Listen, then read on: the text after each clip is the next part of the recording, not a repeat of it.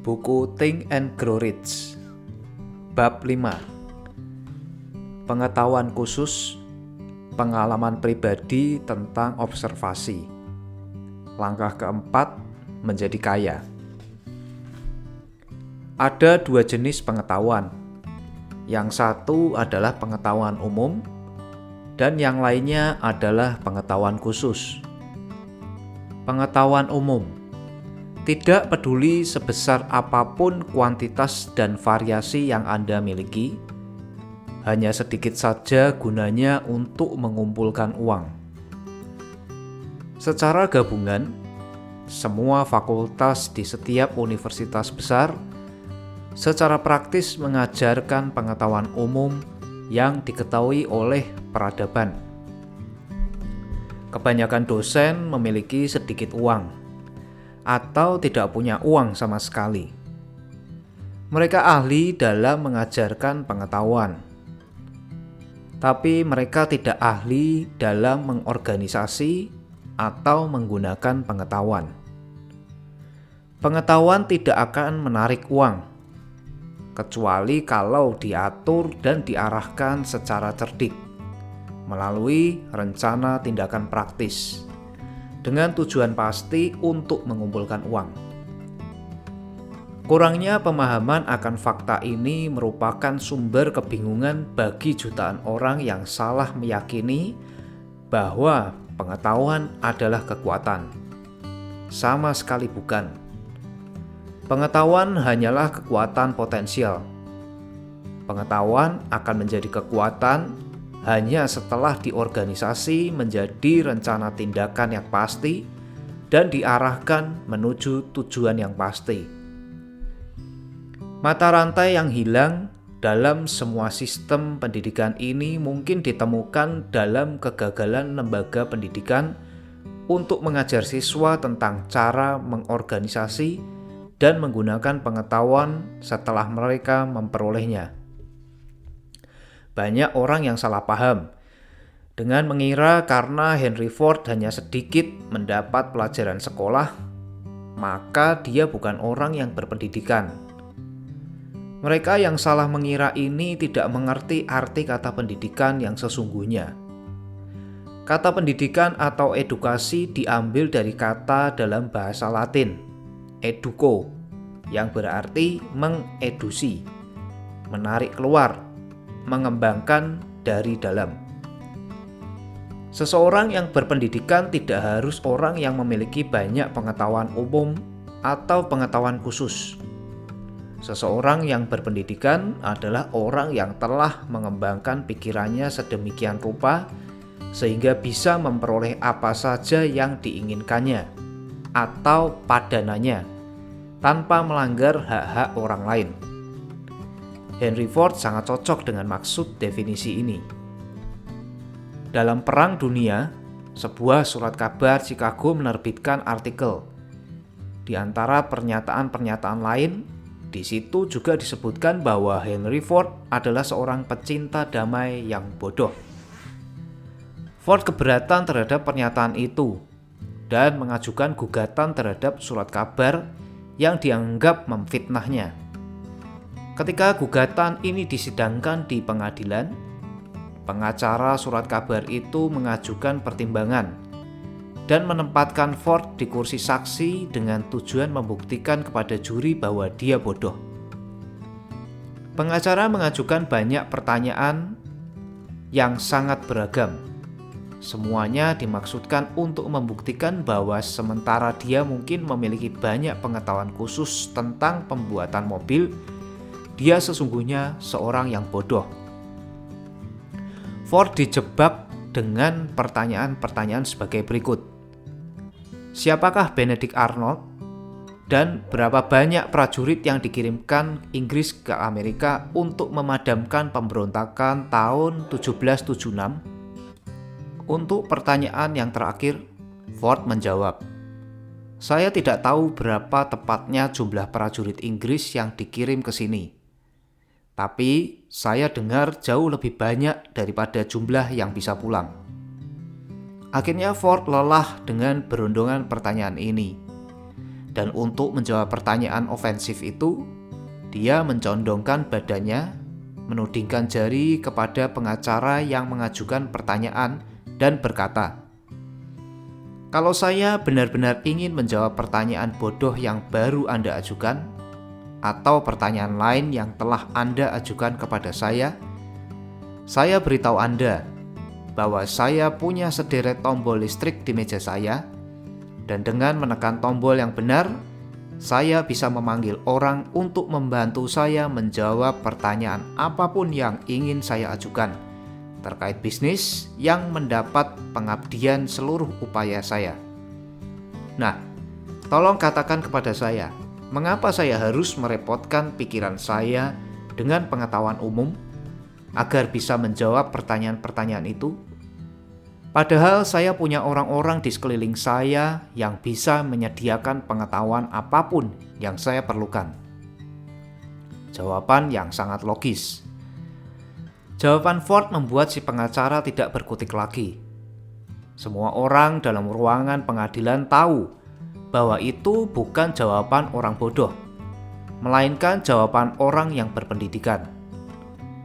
Semua orang merupakan orang yang berpendidikan kalau dia tahu kemana harus mendapatkan pengetahuan ketika dia membutuhkannya, dan bagaimana mengorganisasi pengetahuan tersebut menjadi rencana tindakan yang pasti.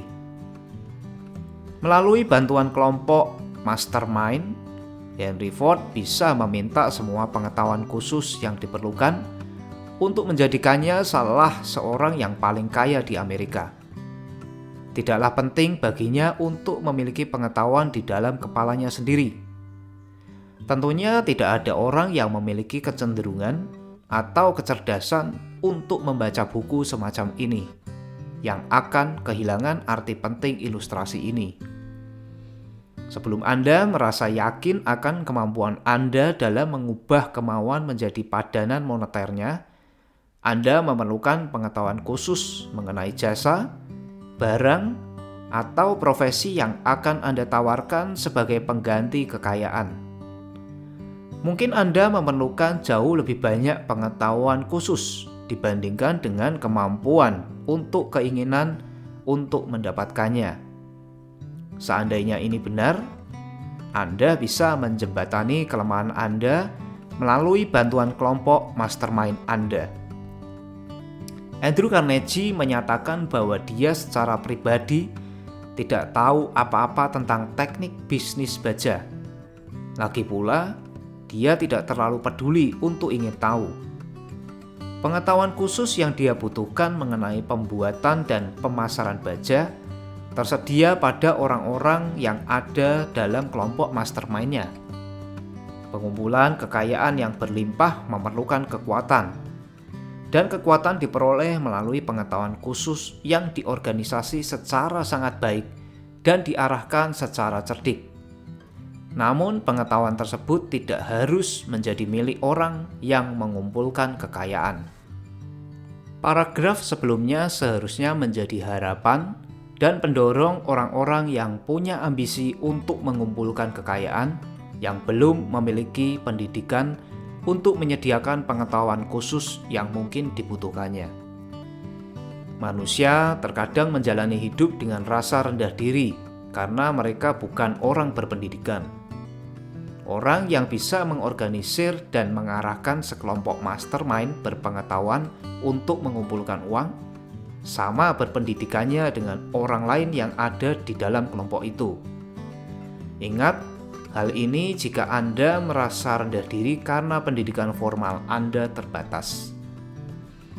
Seumur hidupnya, Thomas A. Edison hanya bersekolah selama 3 bulan. Namun dia tidak kekurangan pendidikan. Dia juga tidak mati dalam kemiskinan.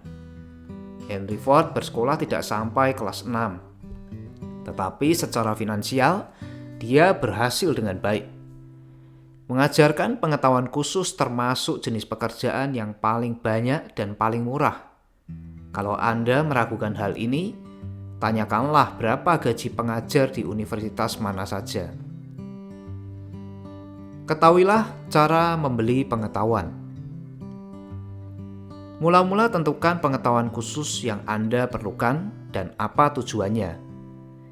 Tujuan utama Anda dalam hidup, sasaran yang Anda kejar, akan membantu Anda menentukan pengetahuan apa yang Anda perlukan. Setelah persoalan ini beres, langkah berikutnya adalah mendapatkan informasi akurat mengenai sumber pengetahuan yang bisa diandalkan.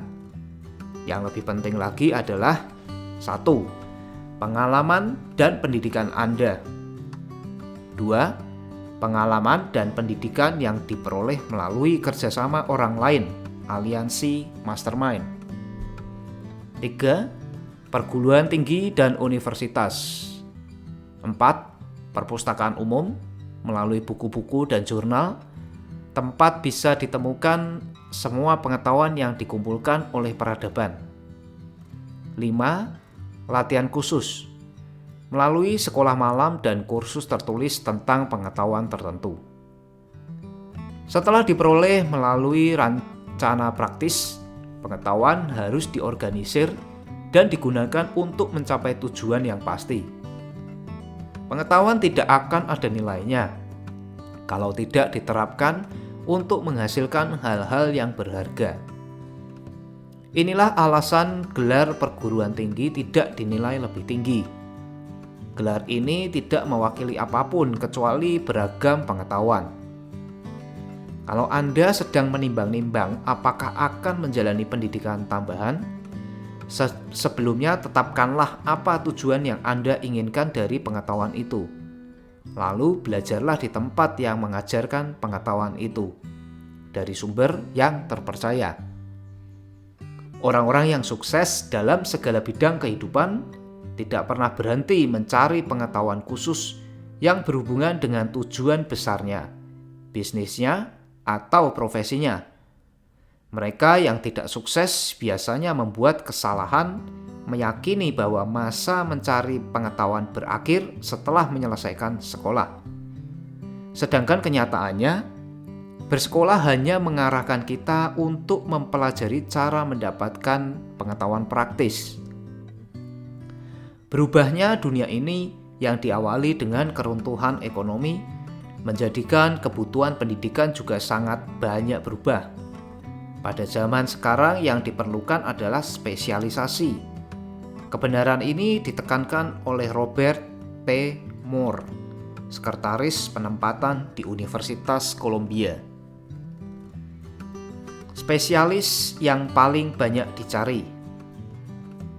Yang paling banyak dicari oleh perusahaan penyalur tenaga kerja adalah calon-calon yang berspesialisasi dalam satu bidang, tamatan sekolah bisnis yang terlatih dalam akunting dan statistik, insinyur dari semua bidang, wartawan, arsitek, ahli kimia, dan pemimpin yang menonjol serta para aktivis senior. Mahasiswa yang aktif di kampus memiliki kepribadian baik sehingga mudah bergaul dengan berbagai macam orang dan menguasai bidang studinya, tentu memiliki keunggulan di atas mahasiswa biasa lainnya. Sebagian dari mereka karena kualifikasinya yang sempurna telah menerima paling sedikit 6 tawaran kedudukan di perusahaan.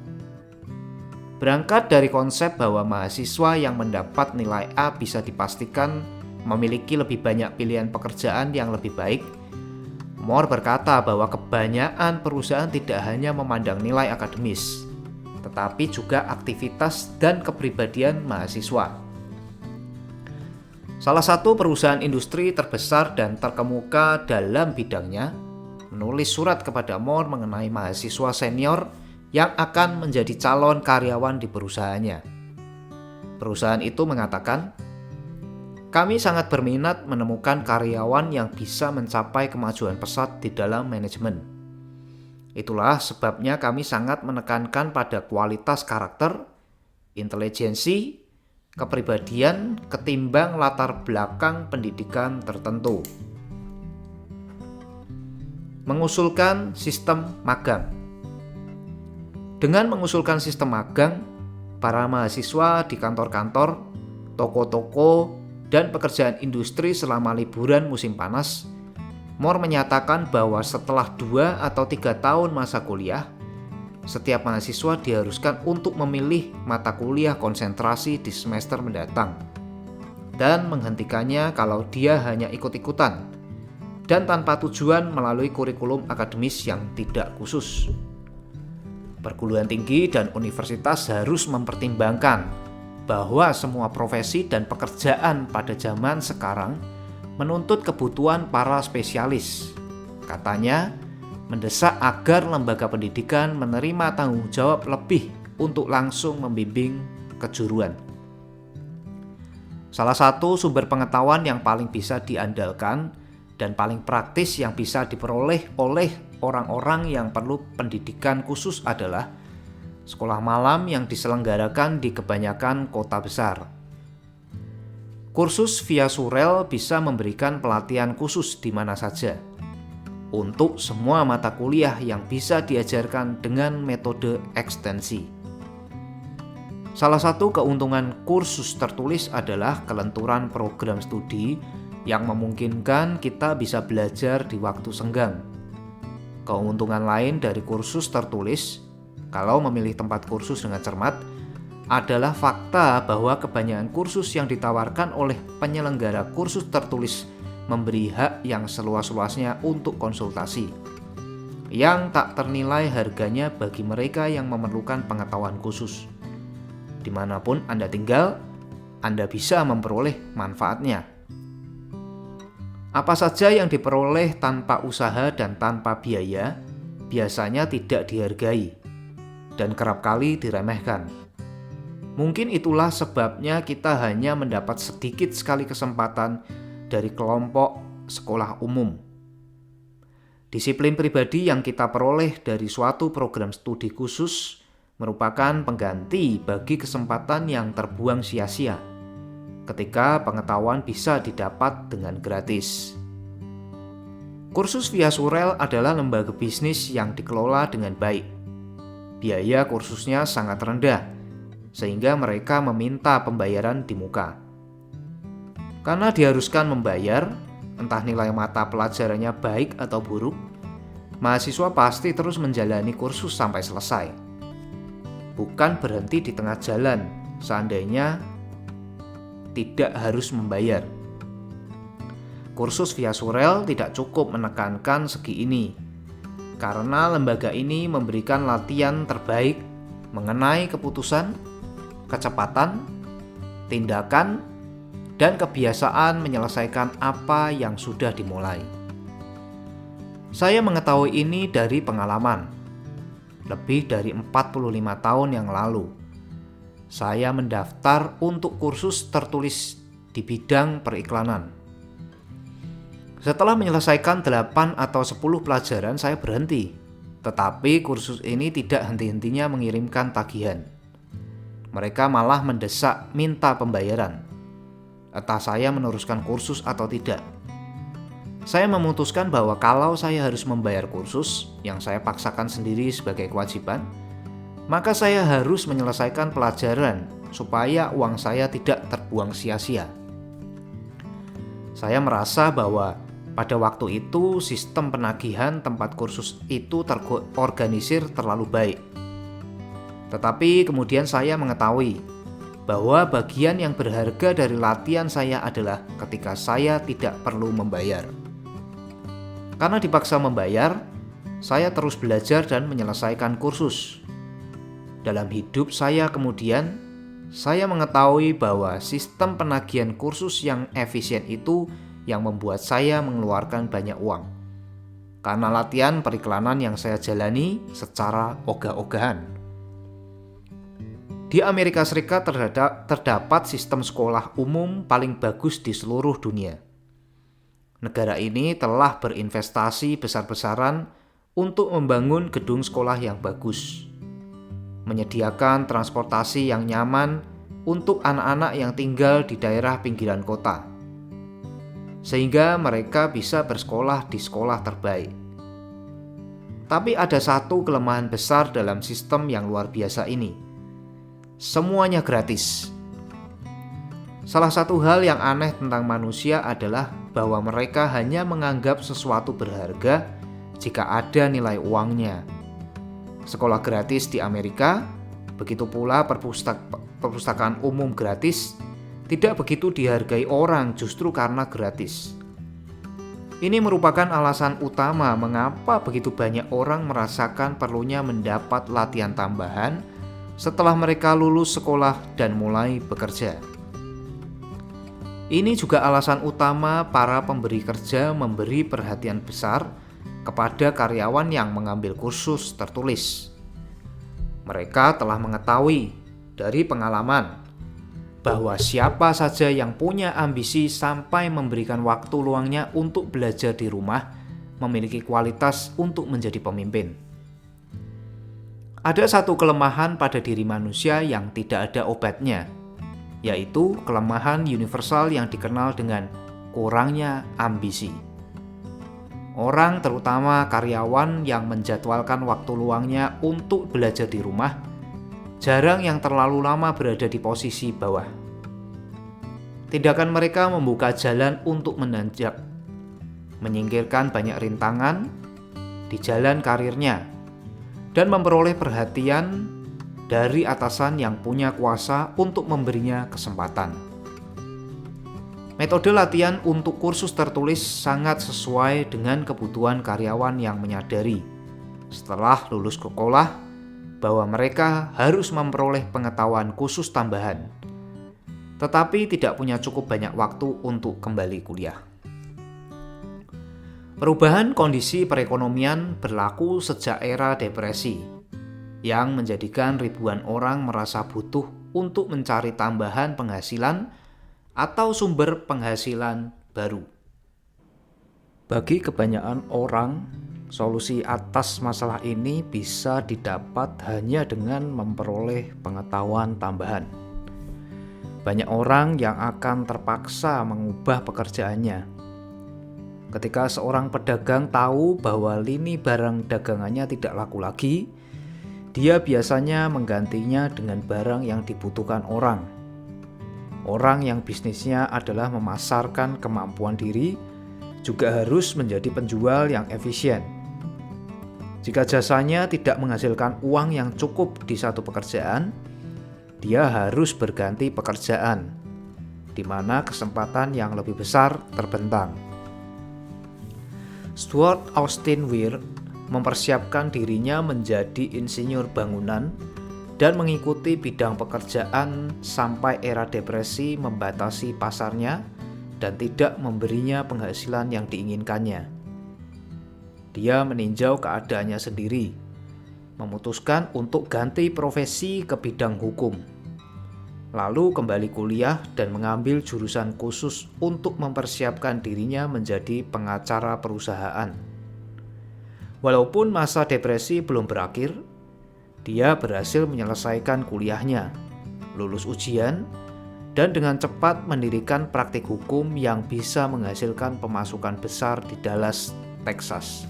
Sampai-sampai dia kewalahan menerima klien. Hanya untuk meluruskan dan untuk menangkal alasan, saya tidak bisa kuliah lagi karena saya punya keluarga yang harus saya tanggung, atau saya sudah terlalu tua. Untuk informasi tambahan, usia Weir sudah melewati 40 tahun dan sudah berkeluarga ketika dia kembali ke bangku kuliah. Dengan hati-hati dia memilih jurusan yang sangat khusus di perguruan tinggi yang mengajarkan jurusan khusus tersebut. Sehingga dalam 2 tahun Weir bisa menyelesaikan pendidikannya. Sementara kebanyakan mahasiswa hukum lainnya menyelesaikan pendidikan dalam 4 tahun. Tidak sia-sia mengetahui cara membeli pengetahuan. Orang yang telah berhenti belajar hanya karena telah menyelesaikan sekolah akan selamanya terjerumus dalam mediokritas atau rata-rata, apapun bidang yang digelutinya. Jalan menuju kesuksesan adalah jalan di mana kita terus-menerus mengejar pengetahuan. Mari kita amati sebuah contoh berikut ini. Selama era depresi, seorang wiraniaga di salah satu toko kelontong tiba-tiba kena PHK. Karena sudah punya pengalaman dalam tata buku, dia mengambil kursus akunting, mempelajari semua ilmu termutakhir tentang tata buku dan peralatan kantor, lalu membuka bisnisnya sendiri. Dimulai dari usaha di toko tempatnya bekerja dulu, dia kemudian membuat kontrak dengan lebih dari 100 pedagang kecil untuk mengurus pembukuan mereka dengan biaya bulanan yang sangat ringan. Idenya begitu praktis, sehingga dia menyadari perlunya kantor berjalan dalam sebuah mobil truk antaran kecil yang dilengkapi dengan mesin tata buku modern. Sekarang dia mempunyai armada kantor tata buku berjalan dan mempekerjakan cukup banyak staf asisten. Dan dengan demikian memberi para pedagang kecil jasa akunting terbaik dengan biaya rendah. Pengetahuan khusus ditambah dengan imajinasi merupakan ramuan yang bisa membentuk bisnis yang unik dan sukses. Tahun lalu pemilik bisnis itu membayar pajak penghasilan hampir 10 kali lipat pajak yang dibayarkan oleh pemilik toko tempatnya bekerja dulu. Era depresi memaksa mengalami masa sulit untuk sementara waktu, tapi akhirnya terbukti merupakan keberkahan yang tersamar. Awal dari bisnis yang sukses ini adalah sebuah ide. Sebagaimana saya punya hak istimewa untuk memberi ide kepada wiraniaga yang menganggur ini, sekarang saya mengambil hak istimewa itu lebih lanjut dengan mengusulkan ide lain yang mengandung kemungkinan untuk mendapat penghasilan yang bahkan lebih besar. Juga kemungkinan untuk membantu ribuan orang yang sangat membutuhkan tenaga mereka. Ide ini diusulkan oleh seorang wiraniaga yang berhenti menjadi penjual dan memasuki bisnis mengurus pembukuan penjualan borongan. Ketika rencana itu diusulkan sebagai solusi masalah pengangguran, dia langsung berkata, "Saya menyukai ide itu, tapi saya tidak tahu cara mengubahnya menjadi uang." Dengan kata lain, dia mengeluh bahwa dia tidak tahu cara memasarkan pengetahuan tata buku itu setelah dia memiliki ilmunya. Jadi, ada masalah lain yang harus dipecahkan dengan bantuan seorang juru ketik wanita muda yang pintar menulis dan bisa menyusun laporan dengan baik, maka dipersiapkanlah sebuah buku yang menarik yang menjelaskan keunggulan sistem tata buku yang baru. Halaman-halaman buku ini diketik dengan rapi dan dijilid, yang digunakan oleh wiraniaga pendiam untuk menceritakan bisnis baru tersebut secara efektif dan menjadikan pemilik bisnis ini segera kewalahan karena begitu banyaknya pelanggan. Ada ribuan orang di seluruh Amerika yang memerlukan jasa seorang merchandising spesialis yang mampu menyiapkan ringkasan yang bagus untuk memasarkan jasa diri. Total penghasilan tahunan dari jasa ini melebihi pendapatan perusahaan perekrutan terbesar, dan manfaat dari jasa itu mungkin jauh lebih besar bagi pembelinya ketimbang yang diperoleh dari perusahaan perekrutan. Ide yang dijelaskan di sini lahir karena kebutuhan untuk menjembatani keadaan darurat yang harus diatasi, tetapi ide ini tidak hanya berguna bagi satu orang saja. Wanita yang menciptakan ide ini memiliki imajinasi yang hebat. Dia bisa melihat bahwa dalam ide yang baru saja dilahirkannya, ada profesi baru yang bisa bermanfaat bagi ribuan orang yang memerlukan bimbingan praktis untuk memasarkan jasa diri. Karena terpacu untuk bertindak oleh kesuksesan instan, persiapan rencana memasarkan jasa diri yang pertama, wanita yang penuh semangat ini lalu membuat solusi untuk masalah yang serupa bagi anak laki-lakinya yang baru saja menamatkan perguruan tinggi, yang sama sekali belum bisa menemukan pasar untuk jasa dirinya. Rencana yang dibuat untuk anaknya merupakan contoh paling baik memasarkan jasa diri yang pernah saya lihat. Setelah diselesaikan, buku rencana itu berisi hampir 50 halaman informasi yang tersusun dengan baik dan diketik dengan rapi, yang menceritakan kisah tentang bakat, kemampuan, pendidikan, pengalaman pribadi, dan berbagai ragam informasi lain yang dimiliki anaknya yang terlalu banyak untuk disebutkan satu persatu. Buku rencana itu juga berisi penjelasan lengkap tentang kedudukan yang diinginkan anaknya, bersama dengan pemaparan rencana yang tepat yang akan digunakan anaknya dalam mendapatkan kedudukan tersebut. Untuk mempersiapkan buku rencana itu, diperlukan waktu beberapa minggu. Wanita itu menyuruh anaknya ke perpustakaan umum hampir setiap hari selama dia mengerjakan buku rencananya untuk menghimpun data yang diperlukan anaknya untuk menjual jasa diri dengan sebaik-baiknya. Dia juga menyuruh anaknya menemui semua saingannya yang juga ingin masuk ke perusahaan yang diincarnya. Dari mereka didapat informasi vital mengenai metode bisnis mereka yang sangat berharga untuk membentuk rencana yang akan digunakan ketika mengisi kedudukan tersebut.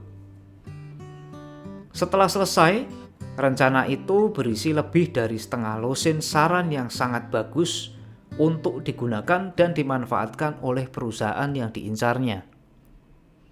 Kita mungkin ingin bertanya, mengapa harus merepotkan diri demi mendapatkan pekerjaan? Jawaban yang tepat dan juga dramatis adalah karena berkaitan dengan persoalan hidup. Tragedi jutaan orang yang pendapatan satu-satunya adalah dengan mengandalkan jasa diri mereka.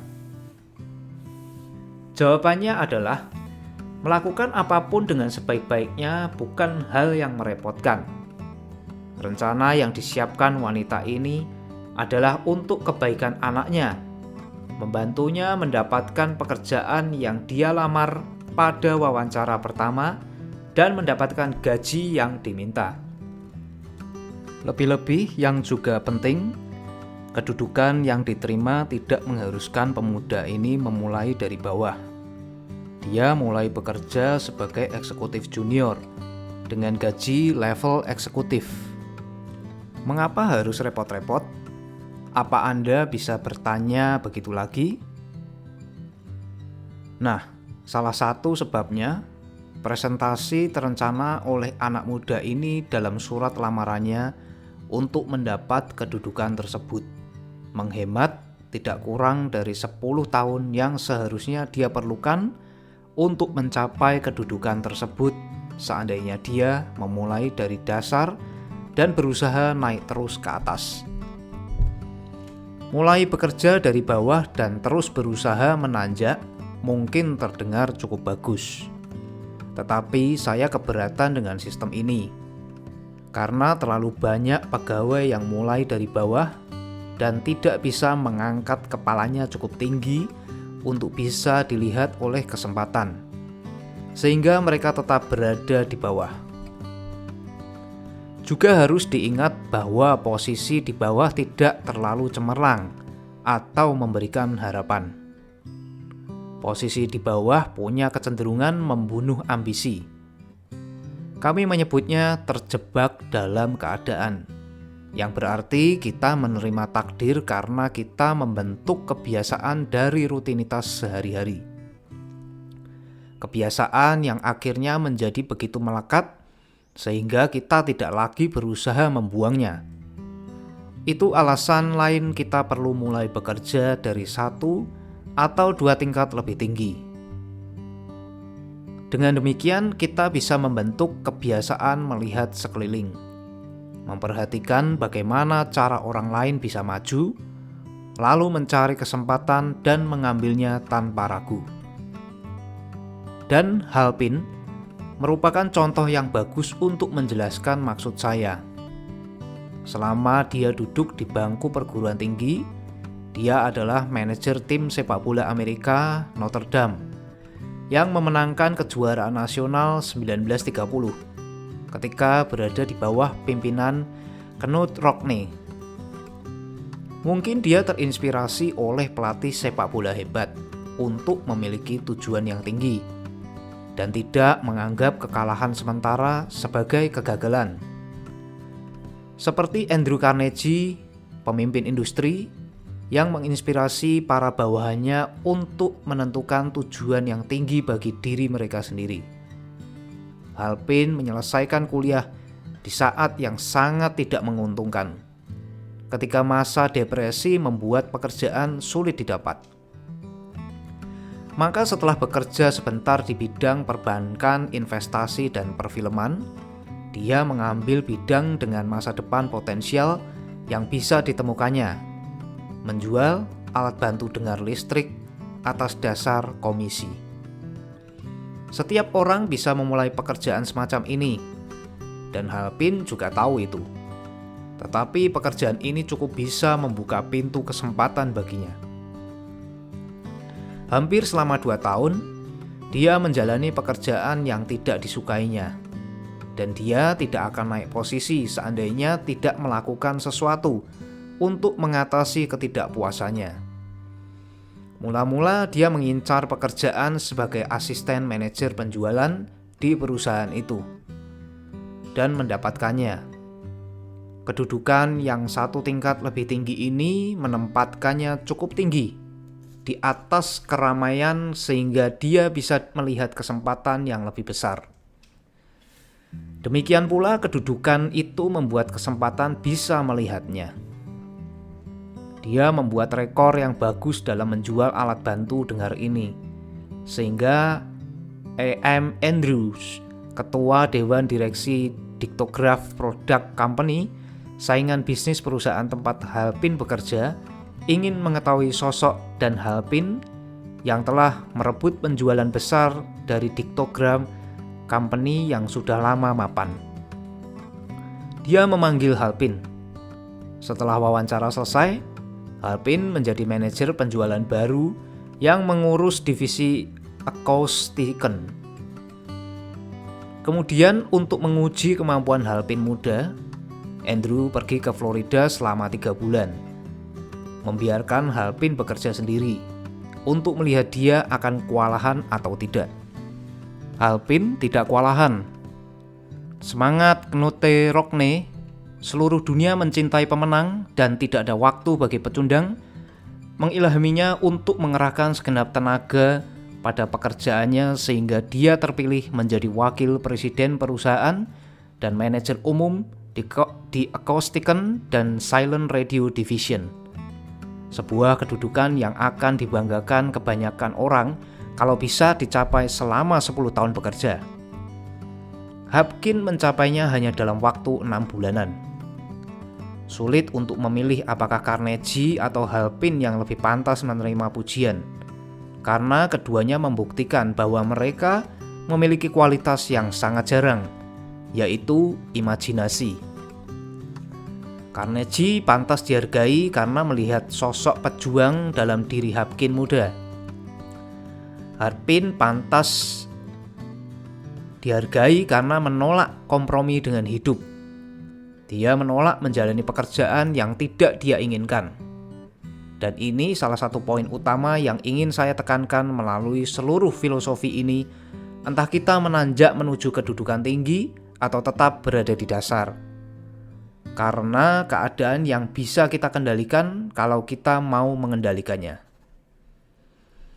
Saya juga mencoba menekankan poin lainnya, bahwa baik kesuksesan maupun kegagalan sebagian besar dihasilkan oleh kebiasaan.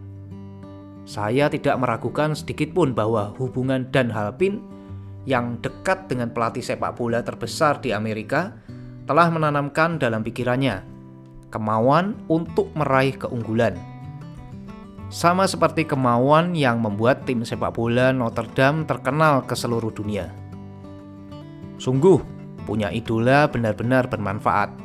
Asalkan idola pujaan Anda seorang pemenang. Halpin memberitahu saya kalau Rockne adalah salah satu pemimpin terhebat di dunia di sepanjang sejarah.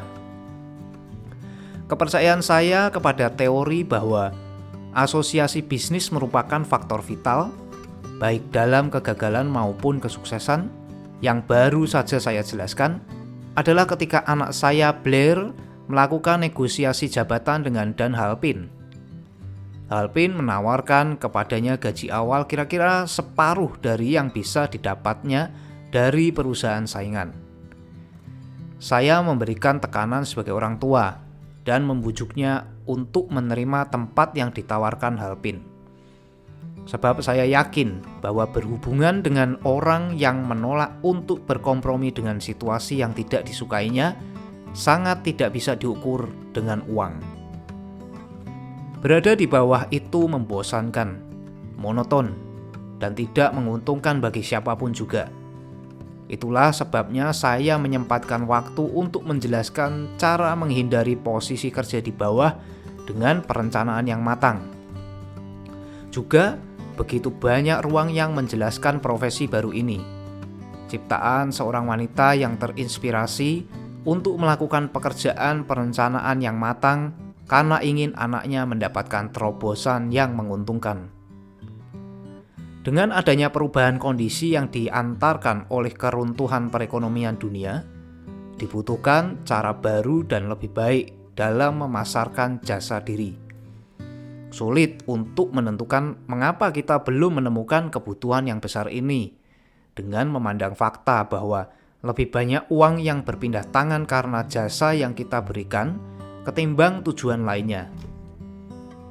Uang yang dibayarkan per bulannya kepada orang-orang yang bekerja untuk gaji dan upah begitu besar jumlahnya sehingga yang dari ratusan menjadi jutaan dan dalam setahun jumlahnya menjadi miliaran. Mungkin kita akan menemukan inti kekayaan yang kita mau dalam ide yang secara singkat dijelaskan di sini. Ide-ide yang memiliki nilai rendah menjadi benih asal tumbuhnya kekayaan berlimpah. Ide 5 and 10 cent store milik Woolworth, misalnya, nilainya rendah, tapi berhasil mengumpulkan kekayaan bagi pendirinya. Orang-orang yang bisa melihat potensi kesempatan dalam usulan ini akan menemukan bantuan berharga dalam bab rencana tersusun. Kebetulan, merchandiser jasa diri yang efisien akan menemukan permintaan atas jasanya dari orang-orang yang mencari pasar yang lebih baik untuk jasa mereka. Dengan menerapkan prinsip mastermind, orang-orang dengan bakat yang cocok akan membentuk aliansi dan memperoleh bisnis yang cepat menghasilkan keuntungan. Kita perlu menjadi penulis pintar yang ahli mengiklankan dan menjual, mengetik dan menulis dengan bagus, dan mencari bisnis papan atas yang membuat seluruh dunia tahu tentang jasa kita. Jika kita memiliki kemampuan ini, kita bisa menjalankan bisnis hingga tumbuh besar. Wanita yang menyiapkan rencana penjualan jasa diri untuk anak laki-lakinya kini menerima permintaan dari seantero negeri untuk bantuannya dalam menyiapkan rencana serupa bagi orang lain yang ingin memasarkan jasa dirinya supaya mendapat lebih banyak uang. Dia memiliki staf yang terdiri dari tukang ketik, penata artistik, dan penulis yang ahli mendramatisir pengalaman dengan begitu efektif sehingga jasa diri seseorang bisa dipasarkan untuk mendapatkan gaji yang lebih besar ketimbang gaji yang berlaku untuk jasa serupa. Dia begitu percaya diri dengan kemampuannya, sehingga dia meminta sebagian besar pembayarannya adalah persentase naiknya gaji yang didapat klien yang dia bantu. Kita tidak boleh menganggap bahwa rencananya hanya berisi tentang kemampuan menjual yang cerdik untuk membantu orang-orang memperoleh lebih banyak uang dengan jasa yang sama, yang sebelumnya dibayar lebih rendah. Dia memperhatikan kepentingan pembeli dan penjual jasa diri. Kemudian menyiapkan rencananya sedemikian rupa, sehingga pemberi kerja menerima nilai penuh untuk uang tambahan yang dibayarkannya.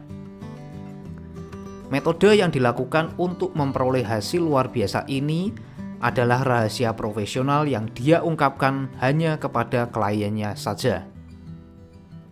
Kalau Anda memiliki imajinasi dan mencari pekerjaan yang lebih menguntungkan bagi jasa diri Anda, saran ini bisa menjadi stimulan yang Anda cari.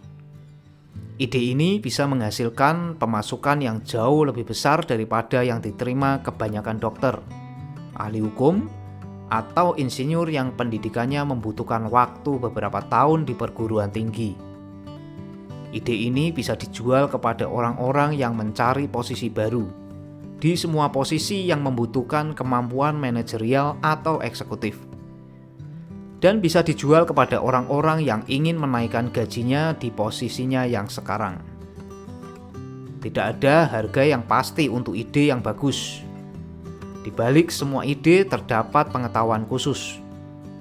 Sayang sekali bagi mereka yang tidak menemukan kekayaan berlimpah. Pengetahuan khusus itu lebih banyak dan lebih mudah didapat ketimbang memperoleh ide. Karena kenyataan inilah, maka ada permintaan universal dan kesempatan yang semakin meningkat akan orang yang mampu membantu orang lain menjual jasa dirinya secara menguntungkan. Kemampuan berarti imajinasi. Salah satu kualitas yang diperlukan untuk memadukan pengetahuan khusus dengan ide dalam bentuk rencana tersusun yang dirancang untuk menghasilkan kekayaan. Kalau Anda punya imajinasi, bab ini mungkin menyajikan cukup ide kepada Anda untuk digunakan sebagai awal pengumpulan kekayaan yang Anda mau. Jangan lupa, ide merupakan faktor utama. Pengetahuan khusus bisa ditemukan di mana saja.